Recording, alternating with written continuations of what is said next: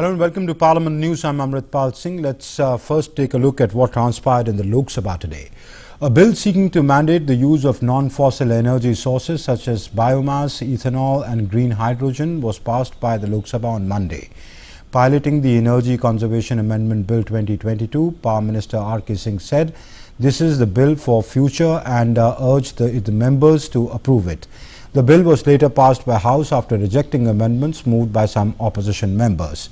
The minister said that renewable energy capacity addition in the country was the fastest in the world. The bill provides for penalties for violations by industrial units or vessels and on manufacturers if the vehicle fails to comply with fuel consumption norms. With the passage of time and in the context of energy transition with special focus on the promotion of new and renewable energy and national green hydrogen mission, a need has arisen to further amend the said act to facilitate the achievement of the Panch Amrit as 5 nectar elements presented by India in the Conference of Parties 26 of the COP26 in Glasgow last year, the statement of objects and the reason of the bill said. The amendments also seek to promote renewable energy and the development of a domestic carbon market to battle climate change. It also seeks to introduce new concepts such as carbon trading and mandate the use of non-fossil sources to ensure faster decarbonization of the Indian economy and help achieve sustainable development goals in line with the Paris Agreement. Some opposition members expressed concern over what they described as ambiguous definition of carbon trading during a discussion on the bill in the Lok Sabha and alleged that it is tilted towards favouring a few corporates. The monsoon session of Parliament ended on Monday, 4 days ahead of schedule. Lok Sabha Speaker Om Birla adjourned the House sine die, saying it met for 16 sittings. The session started on the 18th of July. Earlier, Lok Sabha passed a bill to rename New Delhi International Arbitration Centre as the India International Arbitration Centre. Piloting the New Delhi International Arbitration Centre Amendment Bill 2022, Union Law Minister Kiren Rijiju said that the objective of the amendment is to have world-class arbitration in the country. He said that though it's a small bill, sometimes a small step can be a giant leap. The minister further said that arbitration would also help in reducing the pendency of cases in the country.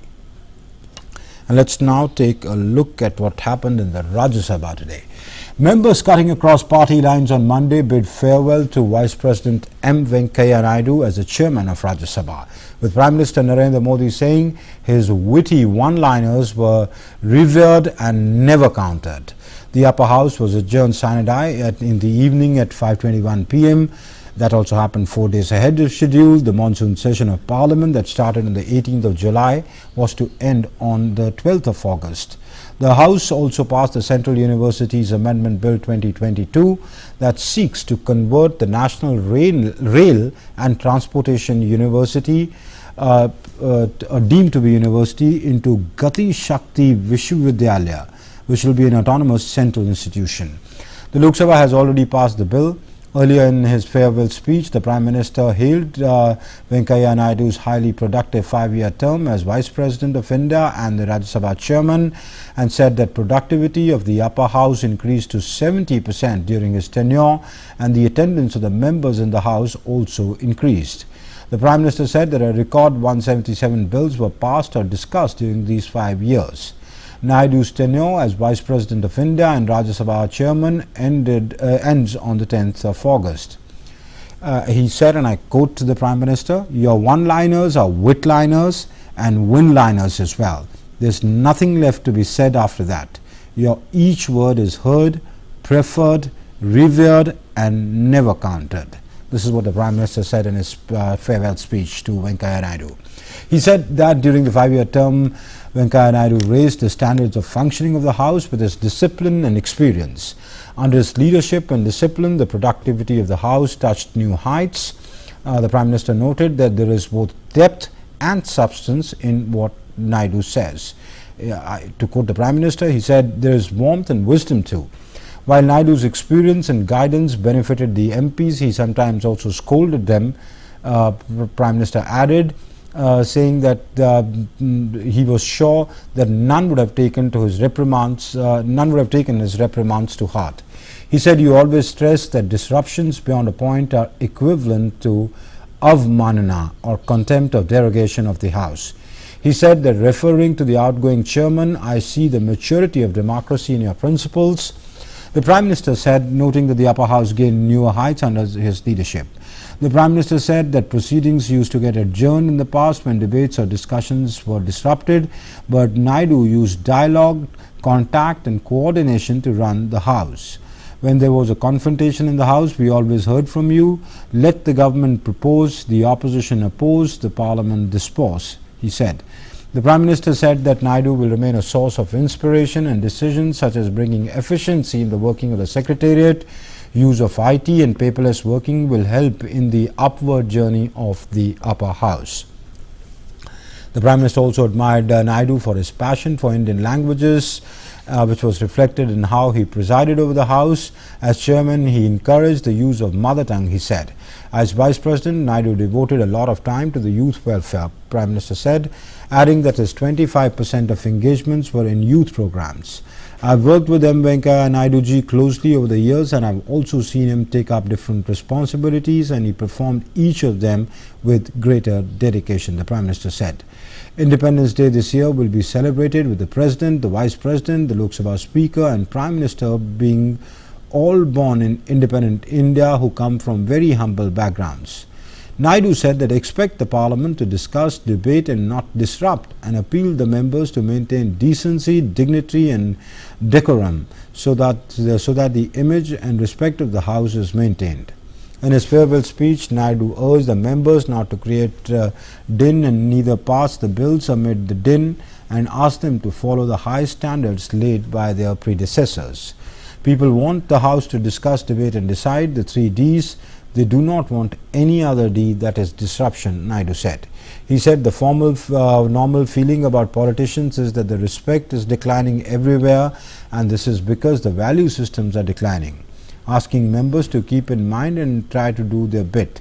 Naidu brushed aside speculation that he ever aspired to be president, saying, "I'm not of that type. People now often talk either president, otherwise dissident or a resident. I'm not going to all these 3. I've never aspired to be the president, never become a dissident, and will never be confined to residence. I would be moving around, going around, meeting you all, greeting you all and talking to you on the larger issues. I would not get into the politics. We are all working on our way. We are not enemies. We are rivals," Naidu said. Members from all across all sides lauded Naidu's role as its chairman, recollecting how he inspired and allowed them to speak in their native languages. Naidu turned emotional when Trinamool Congress MP Derek O'Brien narrated an incident from the Vice President's early life when he lost his mother as a 1-year-old child. "From that early loss, you went on to do so many things in your glorious career. I'm sure it will make a good story for your autobiography, which you must write," he said. Referring to the passage of the farm bills in the House in September 2020, TMC MP said, "It was a very important day about my outlook about you.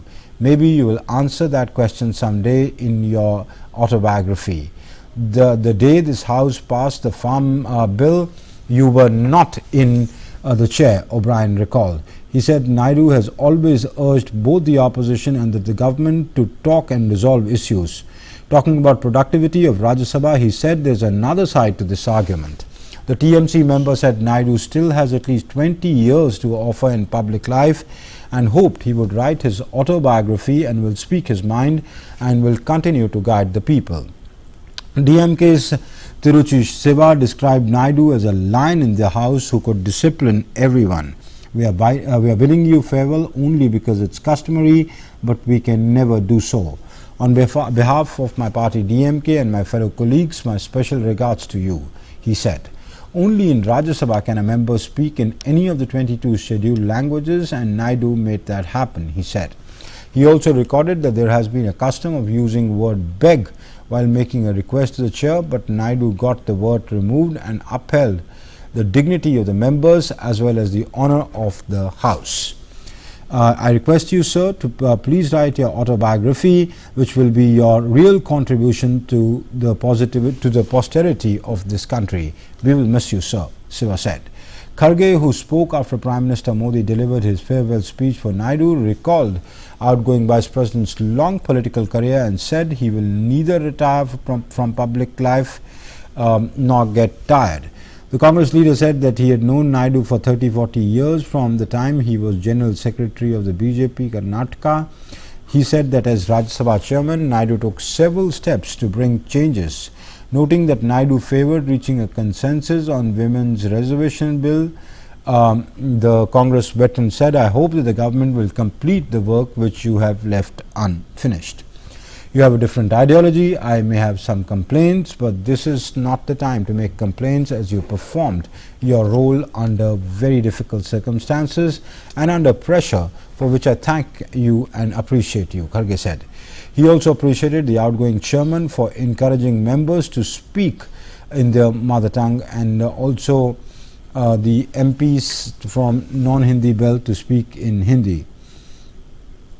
He recalled how Naidu used to say a politician neither retires nor gets tired, and expressed the hope that he would be more active in public life and guiding the youth. As the Prime Minister said, "You will neither retire from public life nor get tired." V. Vijay Sai Reddy of the YSRCP said that every Telugu person in the world is proud that Naidu chaired this House. "You have made all 9 crore Telugu people proud. Your political rise is an inspiration to all of us. And when you rise, we feel as if we have risen." This is what Ramdas Thavle of the RPIA recalled, how Naidu would adjourn the House within a minute of uproar and did not allow the opposition members to create a din in the House. Sasmit Patra of the BJD said that he does not want to bid him farewell, as he happens to see him on and on. With your simplicity, with your charm, dedication and commitment, you have won the hearts of all of us. This is what Abdul Wahab of the IUML said. Even after Naidu moves on from his current assignment, more would be expected from him, while pleading with him to use his connection with the BJP to tell them that democratic atmosphere should be here in India, especially at least in the parliament. To this, Naidu responded, "I tell all sides and that side respect democracy." G.K. Vasan of TMC-M said that as the Vice President of the Republic, you have always carried the true spirit of Indianness in your heart and in your words. Jairam Ramesh of the Congress said that although Naidu came from a political party, having been a president of the BJP, but never allowed it to come out of his responsibilities.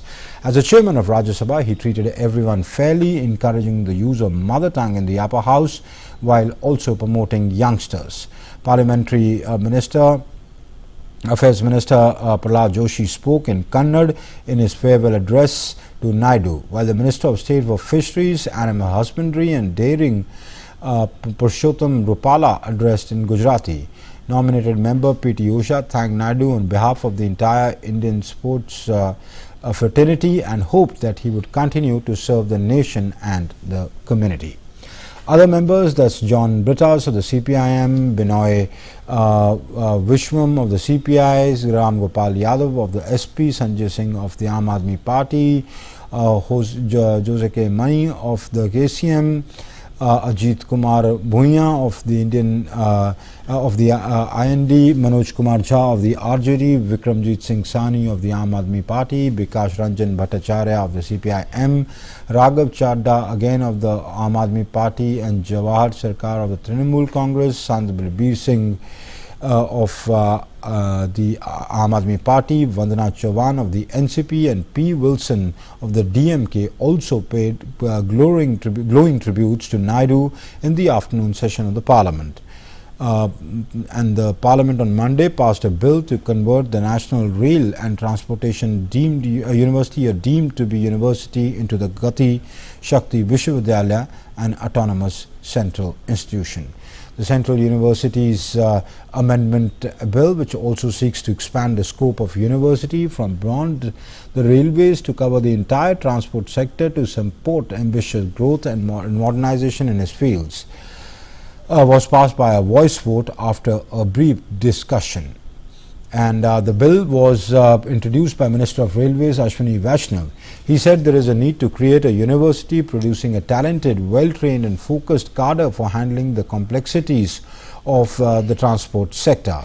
Currently, the National Rail and Transportation University, located in Vadodara, is deemed to be institution. The Central University's Amendment Bill, which also seeks to expand the scope of the deemed university from beyond railways to cover the entire transport sector to support ambitious growth and modernization in the field, has already been passed by the Lok Sabha on the 3rd of August. This university would be conducted by the Railways Ministry and coordinated under the National Education Policy of the Education Ministry. This is what Vaishnav said. It would have focus areas such as transport-focused courses and applied research on the subjects such as bridges, tunnels, material science, artificial intelligence and new energy. He said it will also focus on skill development, technology development, transport and infrastructure finance. Vaishnav added several members participated in the debate on the bill. And that's it then in Parliament News. Thanks for watching. Namaskar.